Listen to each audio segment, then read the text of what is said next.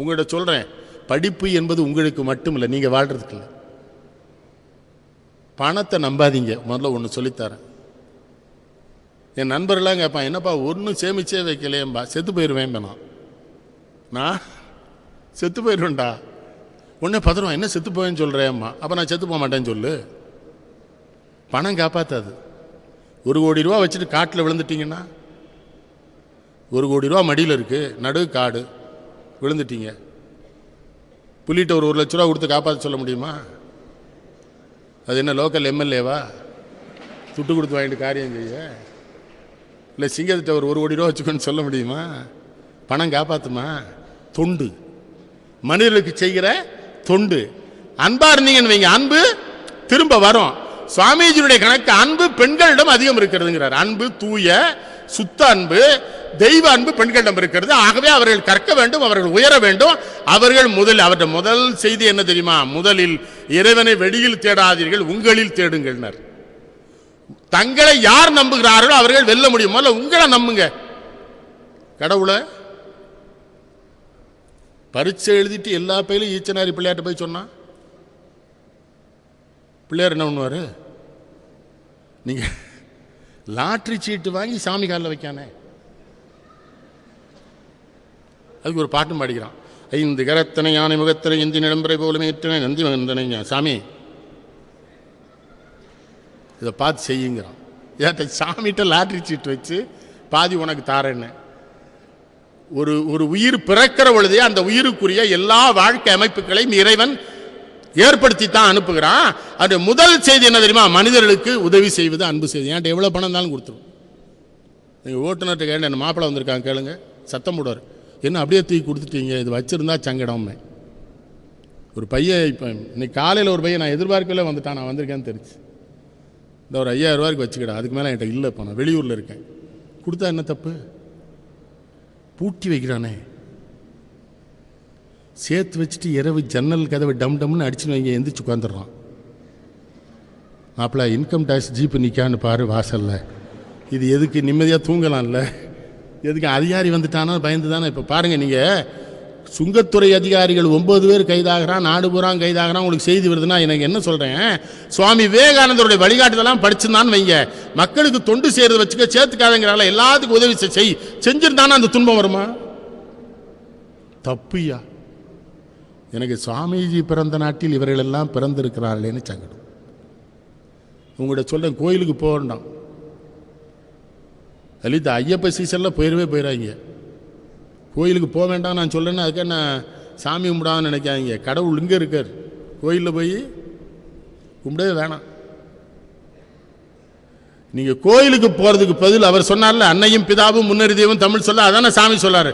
எங்கள் தாய் சிறுவயதில் ஒரு பாத்திரத்தில் தண்ணீர் வைத்து அவர் பெருவிரலை அதில் நனைப்பாள், நாங்கள் அதனை குடிப்போம்ங்கிறார் சுவாமிஜி. தினசரி அப்படி குடிச்சிட்டு தான் நாங்கள் பள்ளிக்கூடத்துக்கு எங்கள் வேலைக்கோ போவோம். காரணம், எங்கள் தாய் எங்களுக்கு தெய்வம். உங்களை எத்தனை பேர் தாயை கும்பிடுறீங்க சொல்லுங்க?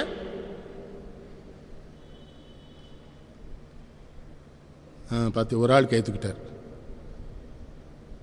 மகிழ்ச்சியாக இருக்கு. யாராவது ஒருத்தராக கை தூக்குனாரு. அது மாதிரி உங்கள் மேலே எனக்கு மகிழ்ச்சி. பொய்யா கை தூக்கலை பார்த்தீங்களா? ஆகவே உங்களுக்கு யாருமே நாடாளுமன்ற சட்டமன்ற உறுப்பினர்களாகிற தகுதியை இழந்து விட்டீர்கள் என்று நான் சொல்லி, ரொம்ப இவ்வளவு நேர்மையாக இருந்தீங்கன்னா பார்த்தேன் சார். படிங்க. பெண்களுக்கு சொல்ல தாய்மை பண்பு ஒன்று தான் உங்களுக்கு பெருமை, மற்றது இல்லை. ஒரு ஆள் விழுந்தா ஓடி போய் என்னான்னு கேட்டு 2 வாய் தண்ணி கொடுக்குற பண்பை நம்ம, எனக்கு மாநகரங்கள்லாம் வெறுத்து போச்சு. சென்னையிலலாம் போகவே எனக்கு பிடிக்கல. ஒருத்தன் அடிபட்டு கிடக்கிறான், அவன் பாட்டு போனான். நான் இறங்கி அவனை போய் பார்த்து என் காரில் ஏற்றி கொண்டு போனால், என்ன இந்த ஆள் இப்படி பண்ணுறாருங்க. நான் கொண்டு மருத்துவமனையில் சேர்த்தா மருத்துவமனையிலையும் சங்கடம் இருக்குது, உடனே சேர்த்துக்க மாட்டேங்கிறான். ஐயா அது போலீஸ் கேஸுங்க, நான் இருக்கட்டியா முதல்ல சேர்த்துக்க, நான் போலீஸ்கிட்ட பேசிக்கிறேன்னா, இல்லையா செத்தால் சாகட்டுமே நீ சேர்த்துக்க. சமுத்திரம்னு மிகப்பெரிய எழுத்தாளர் தெரியுமில்ல, அவர் ஒரு விபத்தில் மாட்டிக்கிட்டார், ஒரு மருத்துவமனையில் போய் சேர்ந்தார், சிகிச்சை பண்ண மாட்டேன்ட்டானு இறந்து போயிட்டார். உங்களை எத்தனை பேர் மருத்துவத்துக்கு படிக்கிறீங்களோ எனக்கு தெரியாது. மருத்துவத்துக்கு படித்தா நீங்கள் என்ன பண்ணுங்க, மனித நேயத்தோடு மருத்துவம் படியுங்க, வெறும் டாக்டர் ஆகக்கூடாது. எங்கள் ஊரில் ராதாகிருஷ்ணன் ஒரு மருத்துவர் எனக்கு ரொம்ப பிடிக்கும். கிராமத்துலேருந்து ஒருத்தன் வந்திருப்பான், உடம்பு சரியில்லாமா, என்னடா பாரு இந்த இதை வச்சு பார்ப்பாரு, ஒரு 103 இருக்குடா, ஒரு ஊசி போடுவோமாம்மா. சரி சாமிம்மா. ஊசி போட்டுருவார். துட்டு எது வச்சிருக்கியான்னு கேட்பாரு.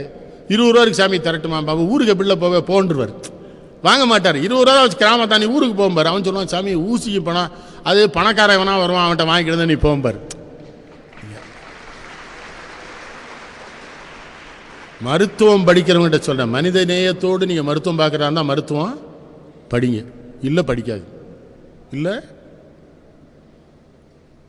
அதுபோல் எதுவும் தெரியலன்னா இப்போ பண்ணி தெரியாதுன்னு சொல்லுங்கள். நான்லாம் தெரியாதுன்னா தெரியாண்ட சாமி இப்போ ஏதாவது கேட்டாங்க எனக்கு தெரியாது, தெரிஞ்ச மாதிரி நடிக்காதீங்க. சுவாமிஜி அதெல்லாம் சொல்லார். அறியாமையை பரப்பாதேங்கிறார். பெண்களுக்கு தான் சொல்கிறார். அது மாதிரி உனக்குரிய உரிமைகளை நீ விட்டுத்தர வேண்டாம். அதே நேரம் விடுதலை என்கிற பெயரிலேயும் மேலை நாட்டை பார்த்து கொண்டும் நம் நாட்டின் பண்பாடுகளை கலாச்சாரங்களை பெண்கள் இழந்துடக்கூடாது. அவருக்கு அது ஒரே நோக்கம் அதுதான். ஆனால் இப்போ அதுதானே நடக்குது. இந்த கணிப்பொறி படிக்கிற பிள்ளைகளை பெரும்பான்மையான காவல்துறையில் கைதாயிருது. அங்கே மாட்டிக்குது, இங்கே மாட்டிக்குது, இந்த டிஸ்கோதேங்கிறானுங்க, அதுங்கிறான், அசிங்கமான நடனம், ஆபாசமான நடனம். 5 நட்சத்திர விடுதினாலே சாமி அசிங்கம்னு பேர். அது நட்சத்திர விடுதின்ட்டானா அது அசிங்கம், ஆபாசம் தான். 2000 ரூபா 3000 ரூபா கேட்டு ராத்திரி அந்த ட்ரம்மு சத்தத்தை கட்டிங்கன்னா டம்முன்னு அடிக்கிறான். சென்னையில் பெரிய பணக்கார விட்டு புள்ள போகிறான், அங்கே தான் நிற்கிது. அவள் அப்பா தான் அந்த ஊரில் கோயிலுக்கு அரங்காவலராக இருக்கார். இது நான் அரங்காவலர்னா என்னன்னு தெரியுமா உனக்கு? அறம்னா என்னன்னு தெரியுமா? மனத்துக்கண் மாசில நாதல் ஒருவருக்கு அனைத்தரன். வள்ளுவன் என்ன சொல்லலாம்? எது அறம்? மனதை சுத்தமாக வைத்துக் கொண்டு மனித குலத்திற்கு சேவை செய்கிற உணர்வோடு எவன் இருக்கானோ அதுதான் அறம். அந்த அறத்துக்கு காவலனா இருக்கிறவன் மகன் அங்கே போய் ஆடிட்டு இருக்கான். அவனுக்கு தெரியுதா? பெண்கிட்ட கெஞ்சி கேட்டுக்கிற எதிர்கால சமூகம் உங்க கையில் இருக்கு. நான் உங்களை குறை சொல்லல, நீங்க கொஞ்சம் அப்படி இப்படித்தான். அப்படிதான் அது. ஏன்னா உங்கள் வாழ்க்கை அமைப்பு வேறு, ஆடவர் வாழ்க்கை அமைப்பு. அதனால தான் பெண்களை எப்போதும் போற்றுறதும் பாதுகாக்கிறது. ஏன் சாமி எதுக்காக சொன்னார் தெரியுமா? பெண் உடலால் பலவீனப்பட்டவள், உள்ளத்தால் அல்ல, உணர்வுகளால் அல்ல. பெண்ணுக்கு எதிரி அவளுடைய உடல். அதனால தான் வள்ளுவன் சொன்னா, நிறைகாக்கும் காப்பைய தலை, உன்னை நீதான் காத்துக்கொள்ள வேண்டும், ஊரோ உலகமோ காவல்துறையோ காக்க. அதனால தான் ஈந்த பொழுதில் பெரிதுவக்கும் தன்மகனை சான்றோன் என கேட்டதாயினார் வள்ளுவர். சுமதியின் ஒரு வழக்கறிஞர் உண்டு. சென்னையில் என்கிட்ட ஒரு மேடையில் கேட்டது, என்ன உங்க வள்ளுவருங்கிறீங்க? வள்ளுவர் ஆணாதிக்க சமுதாயம். ஏமான்னு சொன்னேன். ஈந்த பொழுதில் பெரிதுவக்கும் தன் மகனை தானே சொன்னாரு, மகளை ஏன் சொல்லலன்னு. அடாடா கிறுக்கு, உனக்கு அது புரியலடா. அவர் என்ன சொல்ல தெரியுமா? அந்த தாய்க்கு என்ன மகிழ்ச்சியா, என் மகன் சான்றோனாக இருக்கிறான், என் மகன் ஒழுக்கமுள்ளவனாக இருக்கிறான், என் மகன் சான்றோனாக இருப்பதனால் இந்த ஊரில் என் மகனால் எந்த பெண்ணுக்கும் துன்பம் கிடையாது என்பதனால இவனை சான்றோன் என கேட்டவுடன் அந்த தாய் மகிழ்ச்சி அடைகிறாள். அவள் தாய்க்குலத்தின் பிரதிநிதி, அதனால சொல்றான். அது சுமதி வழக்கறிஞரா ரொம்ப ரசிச்சுக்கிட்டே சொல்லிச்சு. திருக்குறள் ஒரு புது விளக்கம் கேட்கணும் தான் அவங்ககிட்ட கேட்டேன். ஏன் உண்மையில நான் சொன்னேன், நீ கேட்டனால தான் அந்த விளக்கத்தையே நான் சொன்னேன். பெண்களால் தான் முடியும். ரொம்ப எச்சரிக்கையாக இருக்கணும். பெண் குழந்தைகளுக்கு சொல்கிறேன், ஏன்னா எனக்கு பெண் குழந்தை கிடையாது. ஒன்று விட்ட தம்பி பிள்ளைகள் வந்து வளர்த்துருக்கேன். பெண்கள்கிட்ட சொல்லண்டா, நீங்கள் எச்சரிக்கையாக இருக்கணும். ரொம்ப உணர்ச்சிகளுக்கு இடம் தரக்கூடாது. அதுதான் சாமியினுடைய நோக்கம். அறிவை வளர்த்துக்கிட்டே அறிவு விசாலமாக எச்சரிக்கை ஆயிடுவேன். எல்லாமே காதல் அல்ல, அதையும் தெரிஞ்சுக்கோ. ஆனால் காதல் என்பதற்கு அர்த்தம் வந்து அது ஒன்று தான் இல்லை. காதலாகி கசிந்து கண்ணீர் மல்கி ஓதுவார் தம்மை நன்னறி வைப்பது வேதம் நான்கினும் மெய்ப்பொருளாவது நாதன் நாமம் நமச்சிவாயவேன்னு தேவாரம் சொல்லுது. காதல் என்பது இறைவன் மேலே வைக்கிறது காதல் தான். அம்மா மேலே அப்பா மேலே வைக்கிறது காதல் தான். ஒரு நாட்டின் மீது வைப்பது காதல். காதல்னா பக்தி, பக்தினா அன்பு, அன்புன்னா காதல். இவ்வளோதான். காதல்னா அதுக்கு மட்டும் முட்டாத்தனமாக வேணும். அன்பாருங்க, ஒரு செய்தி, அன்பாருங்க. அன்பாருங்க, உலகத்தையே வெல்லலாம். நான் வென்றிருக்கிறேன். நான் பயணம் பண்ணுகிற விமானத்தில் இருக்கிற பணிப்பெண்கள் அந்த விமான ஓட்டி பேர் கூட தெரிஞ்சு வச்சுக்குவேன். அடுத்து எங்கேயாவது விமான நிலையத்தில் பார்த்தா பேர் சொல்லி கூப்பிடும். அதில் மகிழ்ச்சி ஆயிடும். அந்த விமான ஓட்டிக்கு வந்து அந்த சிங்க அவன் இருப்பான், கட்டி பிடிச்சிப்பான். கண்ணன்ஜி அப்படி விடுவோம்மா, quite okay Singh. Today flight, which ஃப்ளைட்மா? Kingfisher. No, I will see you. அப்படி அன்பா. இங்கிலாந்தில் இன்னொரு முறை போனோன்னா அந்த உணவு விடுதி பையங்களாம் வந்து காலில் விழுந்து தான் கட்டி பிடிச்சிட்டாங்க. பேர் ஒவ்வொருத்தரையும் நினைவு வச்சுக்க ஒன்றும் இல்லை. மிஸ்ஸஸ் ஜேம்ஸ் ஹவுடி கேள, என்ன தப்பு? அம்மா கும்பிட்டா என்ன தப்பு? ஒரே ஒரு ஆள் தானே அம்மா கும்பிட்றேன்னு கையை தூக்குதாரு. போகும்போது நான் அவரை கும்பிட்டு போகணும். தாயை கும்பிட்றேங்கிறாரே. தம்பிகள்கிட்டெல்லாம் சொல்கிறேன், தாய் தப்பனை கும்பிடுங்க. தாய் தந்தை அதையும் சொல்கிறார் சுவாமிஜி. பெரியவர்களை நீங்கள் என்று அழைப்போம், பெரியவர்கள் எங்களை நீ என்று அழைப்பார்கள். மறந்தும் பெரியவர்கள் யாராவது எங்களை நீங்கள் என்று அழைத்து விட்டால் அது எங்களுக்கு பாவம்.